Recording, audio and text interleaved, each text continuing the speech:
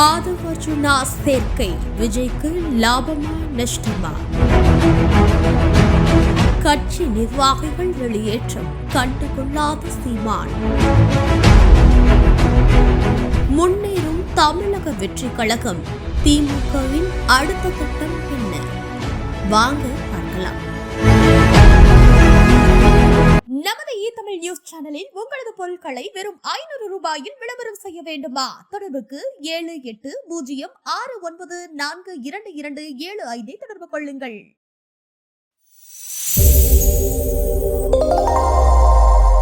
தமிழக வெற்றி கழகத்துல ஆதவ் அர்ஜுனா இணைஞ்சிருக்காரு. அவர் விடுதலை சிறுத்தைகள் கட்சியிலிருந்து விலகியதுக்கு அப்புறம் அவர் ஏன் அந்த கட்சியில சேர போறாருன்னு எதிர்பார்ப்பு இருந்துச்சு. மிகுந்த எதிர்பார்ப்பு இருந்த நிலையில இந்த அறிவிப்பும் வெளியாச்சு. அவருக்கான பொறுப்பு கொடுக்கப்பட்டதற்கு பிறகு, அதாவது அவருக்கு தேர்தல் பிரச்சார மேலாண்மை பொதுச் செயலாளருங்கிற பொறுப்பு கொடுக்கப்பட்டிருக்கு. இதை தாண்டி தமிழக வெற்றி கழகத்துல சேர்ந்த உடனே திருமாவளவன் அவர்களை போய் சந்திக்கிறாரு.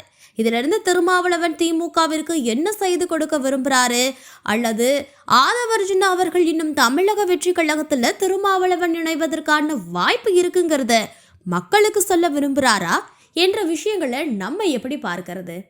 ஆதவ் அர்ஜுனா மட்டும் தமிழக வெற்றி கழகத்துல சேரல, கூடவே பாஜகவில் ஐடி விங்ல வேலை செஞ்சு பிறகு அதிமுகவில் பணியாற்றி அதிலிருந்து விலகி தற்போது தமிழக வெற்றி கழகத்தில் இணைந்த நிர்மல்குமார் அவர்களும் பதவி கொடுக்கப்பட்டிருக்கு.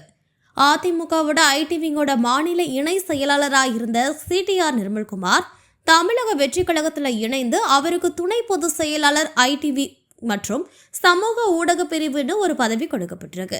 மேலும் ஐடி விங் மற்றும் சமூக ஊடக பிரிவு ஒருங்கிணைப்பாளர் மற்றும் இணை ஒருங்கிணைப்பாளர் பதவிகளும் தற்போது நிர்வாகிகளுக்கு கொடுக்கப்பட்டிருக்கு.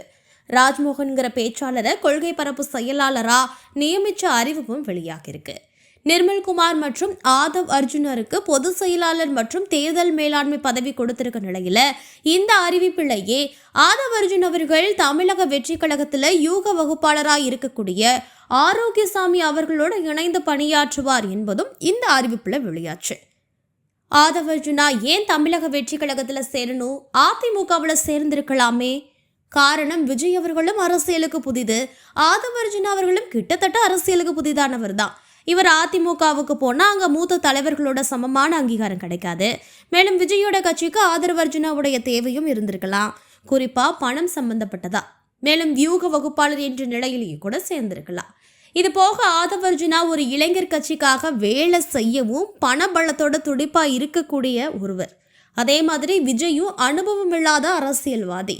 விஜயினுடைய தொண்டர்கள் மற்றும் வாக்காளர்கள் என்ற அடிப்படையில் பார்த்தோம்னா புதிய இளைய சமுதாயத்தை சார்ந்தவர்கள் தான் இருக்காங்க. மூத்த சமுதாய மக்களும் வாக்களிப்பாங்க, ஆனா குறிப்பா இளைய சமுதாயத்தை சார்ந்தவர்கள் தான் விஜய்க்காக அர்ப்பணிப்பா தரக்கூடியவர்களா இருக்காங்க. பெரும்பாலும் விஜயனுடைய வரவேற்கிறவங்க திராவிட அரசியல் பற்றி பெரிய புரிதல் இல்லாதவங்க, அப்படி இல்லைன்னா திராவிட இயக்க அரசியலை வெறுக்கிறவங்கன்னு கூட சொல்லலாம். ஏன்னா இன்றைய இளைய சமுதாய இளைஞர்கள் விழிப்புணர்வு ஏற்பட்டு அரசியல் அறிவு உருவாகிற சமயத்துல எல்லாமே சீமான் அவர்கள் வளர்ந்து விட்டுட்டாரு. இதனால இளைய சமுதாயத்தினரிடையே இதற்கு முன்பு இருந்த மக்களிடையே இருந்தது போல அதிமுக திமுகங்கிற தாக்கம் அதிகமா இல்லை. இளைஞர்களுக்கு விழிப்புணர்வு ஏற்பட்ட காலத்துல சீமான் அவர்கள் பேசி முன்னவும் வந்துட்டாரு. அதே மாதிரி இந்த இளைய சமுதாய மக்கள், குறிப்பா இளைஞர்கள், கலைஞர் ஆட்சியவும் ஜெயலலிதா ஆட்சியவும் பார்த்தவர்கள் கிடையாது. ஆகையால திராவிட இயக்கத்தினுடைய தாக்கம் பெருமளவுல இருக்காது.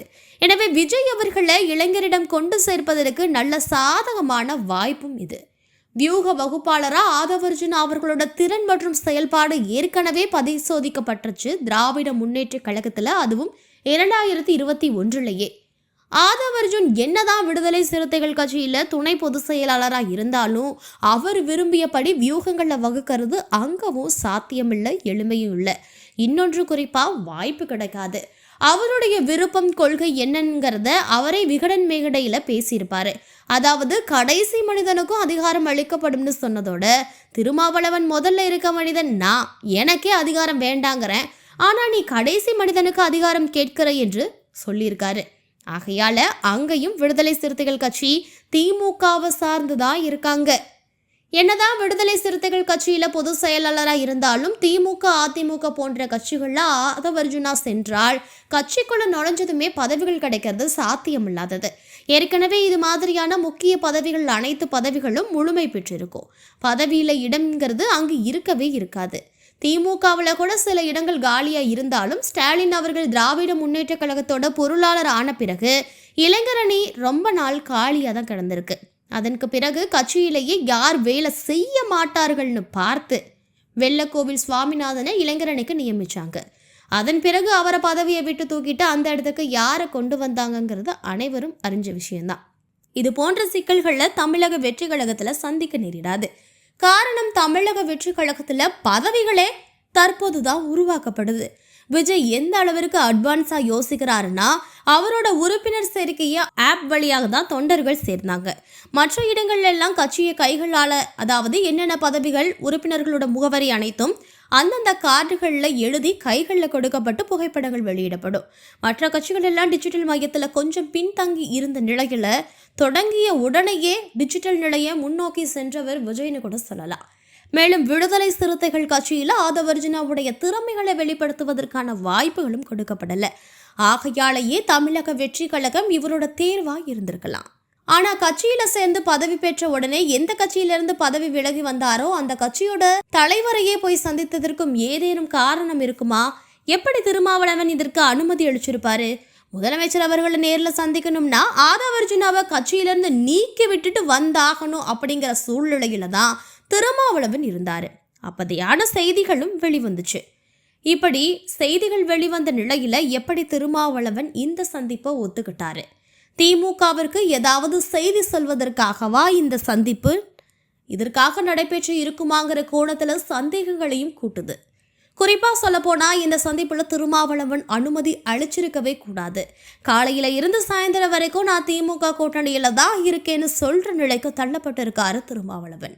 திமுகவில் இருக்கிறதுன்னு முடிவெடுத்துட்ட நிலையில திருமாவளவன் ஒருத்தரை கட்சியை விட்டு நீக்கிட்டு அவரையே சந்திச்சிருந்திருக்கிறது இவருக்கு தான் சிக்கலை ஏற்படுத்தும். ஆனால் திருமாவளவனுடைய இயல்பே இதுதான். ஒருவர் பிரியத்தோட நம்ம கட்சியிலேருந்து சென்றுட்டு மீண்டும் என்னை பார்க்கணும்னு நினைக்கும் போது எப்படி வேணான்னு சொல்ல முடியும்? ஆதவர்ஜுனா கால் பண்ணி அண்ணன் உங்களை சந்திக்க வரட்டுமா என்று கேட்டதோ வாங்க பார்க்கலான்னு ஒரே வார்த்தையில் முடிச்சிருப்பாரு. ஆதவர்ஜுனா திட்டமிட்டு பார்த்திருப்பாரு. எந்த விடுதலை சிறுத்தைகள் கட்சியிலிருந்து என்ன நீக்கினீங்களோ அந்த விடுதலை சிறுத்தைகள் கட்சியிலேயே கட்சி தலைவர்கிட்ட வந்து விஜய் கட்சியில் பதவி வாங்கிட்டு வந்து ஆசீர்வாதம் வாங்குறேன் பார்க்குறீங்களாங்கிற மாதிரி திட்டமிட்டு இந்த சந்திப்பு நடைபெற்றிருக்கு. மற்றபடி தமிழக வெற்றி கழகத்துக்கும் விடுதலை சிறுத்தைகள் கட்சிக்கும் கூட்டணி என்கிறது சாத்தியமாங்கிற கோணம் நிலாவிட்டு வருது. 2015 மக்கள் நல கூட்டம் உருவாகவே இல்லை. திமுகவிலிருந்து சேர்ந்து கொள்ளுங்கிற ஆதரவும் திருமாவளவனுக்கு கிடைக்கல. தலித் வகுப்பினரை சேர்ந்தவர்கள் முதல்வராக வேண்டும்னு மாநாடு போட்டு பேசின திருமாவளவன் தற்போது அதை பற்றி பேசுவதற்கு காலம் கனியவில்லைன்னு சொல்றாரு. இதற்கு அனைத்திற்குமே திமுக தான் காரணம். குறிப்பா விஜய் கட்சியில சில வலுப்பெற்றவர்கள் சேரும் பொழுது அவர்களை விட அதிமுகவோட தமிழக கட்சி சேர்ந்திடக்கூடாதுங்கிறதுங்கள திமுக கவனம் செலுத்திட்டு வராங்க. குறிப்பா இதற்கான அடுத்த கட்ட திட்டங்களையும் செயல்படுத்திட்டு வராங்க.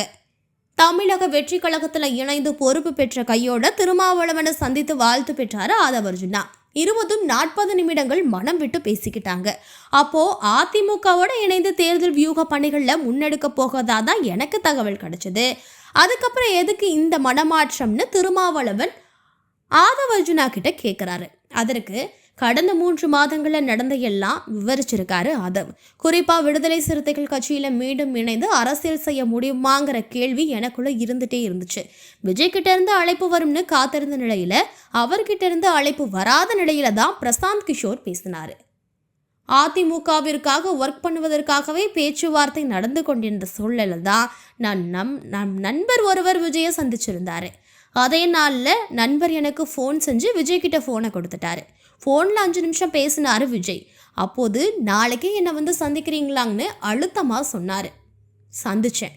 அந்த சந்திப்பில் தான் நிறைய விஷயங்களை தெளிவுபடுத்தினேன். கட்சியில் இணைந்து தேர்தல் பணிகளை செய்யணும்னு விரும்புகிறேன்னு வலியுறுத்தினார்.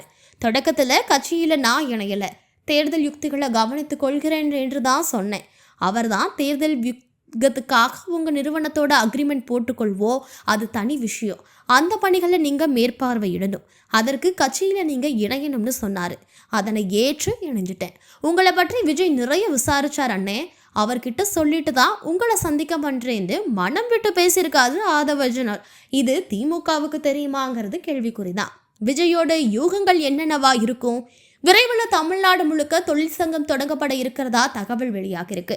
இதற்கான ஆலோசனையும் நாளை செயல்பட இருக்கு. போக்குவரத்து கழகத்தில் தொடங்கி ஆட்டோ ஓட்டுநர்கள் சங்கம் வரைக்கும் அனைத்து பிரிவுகள்லையும் துறைகள்லையும் தொழிற்சங்கம் தொடங்க விஜய் முடிவு செஞ்சிருக்காரா. விக்கிரவாண்டியில் தாவேக்க மாநாடு நடந்த பிறகு கட்சியோட அடுத்த கட்ட அரசியல் நடவடிக்கைகள் குறித்து எந்தவித ஆக்ஷனையும் எடுக்காம இருந்துட்டு வர விஜய் கடந்த வாரம் முக்கியமான ஆலோசனை நடத்தியிருக்காரு. இந்த ஆலோசனையின் முடிவுல தான் தொழிற்சங்கம் தொடங்க விஜய் முடிவு செஞ்சிருக்காரா. அதிமுக திமுகவிற்கு தொழிற்சங்கம் மூலம் நிறைய வாக்குகள் வருது. அதோட சிபிஐ சங்கங்கள் வாக்குகளும் திமுக கூட்டணிக்கு தான் போகுது. இதை பக்கம் கொண்டு வர பிரபல சங்கத்தோட நிர்வாகிகள் பேசி தங்கள் சங்கத்திற்கு அழைச்சிட்டு பெரிய அளவுல சங்கம் தொடங்க ஆலோசனை நடத்துறாங்க. இது ஒரு புறம் இருக்கட்டும். காளியம்மாள் நாம் தமிழர் கட்சியை விட்டு விலகுனா அது சீமானுக்கு பெரிய விஷயமாவே இருக்காதாமேங்கிற மாதிரியான பேச்சுகள் அடிபட்டாலும் இதுதான் உண்மையும் கூட. காரணம், ஏற்கனவே கட்சியிலிருந்து அடிப்படை தொண்டர்கள்ல இருந்து தற்போது இருக்கின்ற மாநில ஒருங்கிணைப்பாளர் வரைக்கும் அனைவரும் விலகி இருக்க நிலையில பெரியார் எதிர்ப்பாளர்களை நோக்கி சீமான் நகர்ந்துட்டு இருக்காரு. அப்படிப்பட்ட வேளையில பெரியாரை எதிர்க்கிறது மட்டும்தான் ஒரே குறிக்கோளாக வச்சிருக்காரு சீமான். இந்நிலையில கட்சியிலிருந்து யார் சென்றாலும் அவருக்கு என்ன ஒரு பெரிய பொருட்டாவே இருக்காது. நாம் தமிழர் கட்சியிலிருந்து சங்கடத்துக்கு ஆளான காளியம்மாள் அந்த கட்சிக்காரர்கள் கால் பண்ணி கூப்பிட்டுருக்காங்களாம். அதாவது அவர்கள் போனதுக்கு அப்புறம் மிகுந்த பல முன்னணி கட்சிகள் கூப்பிட்டு இருக்காங்களாம். குறிப்பா நாம் தமிழர் கட்சி மீது அதிருப்தியில இருந்து அறிஞ்ச மாற்று கட்சியினர் எங்க கட்சிக்கு வந்துருங்க, உங்களுக்கு பெரிய எதிர்காலம் இருக்குன்னு பேச்சுவார்த்தையும் நடத்தினாங்களாம். அந்த வரிசையில தமிழக வெற்றி கழகமும் காளியம்மாளை கட்சியில இணைக்க சில சந்திப்புகளை ஏற்பாடு செஞ்சிருக்காங்க. ஆனா காளியம்மாள் தரப்புல இருந்து எந்த கமிட்மெண்ட்டும் இது வரைக்கும் கொடுக்கல. அதே சமயம் பின்வரும் காலங்கள்ல நாம் தமிழர் கட்சியை விட்டு வெளியேறி மாற்று கட்சிகள்ல அவங்க இணைஞ்சாலும் ஆச்சரியத்துக்கு இல்லை. அரசியல் நோக்கர்கள் சிலரோ பெரியார் எதிர்ப்பு பிரச்சாரத்தை சீமான் கையில் எடுத்திருக்கிறதுனால டென்ஷனான ஆளும் தரப்பு நாம் தமிழர் கட்சியை பலவீனப்படுத்தும் நடவடிக்கைகள்ல மும்பரம் காட்டுறாங்க. அந்த வகையில சீமான் மீதான அதிருப்தியில நிர்வாகிகள் ஓட்டமும் பிடிக்கிறாங்கன்னு பிம்பத்தை உருவாகிட்டு வர சூழ்நிலையில காளியம்மாள் கிளம்புறாங்கன்னு பற்ற வைத்திருக்கிறாங்க உளவுத்துறை.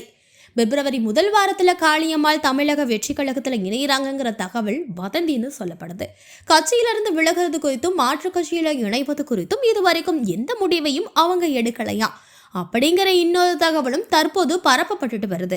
இந்த நிலையில கட்சியில யார் இருந்தா என்ன, இல்லைன்னா என்ன, இதுதான் சீமானுடைய தற்போதைய நிலவரம். அதனால காளியம்மாள் விலகினாலும் சீமான் பெரிய அளவில் அலட்டிக்காம மீண்டும் பெரியார் எதிர்ப்பு பற்றி தான் பேச தொடங்குவாரு. குறிப்பா கட்சியில யார் இருந்தாலும் சரி, நிர்வாகிகள் பதவி விலகினாலும் சரி, நான் கண்டுக்க மாட்டேன் அப்படிங்கிற நிலைப்பாட்டுல உறுதியா இருக்காரு சீமான்.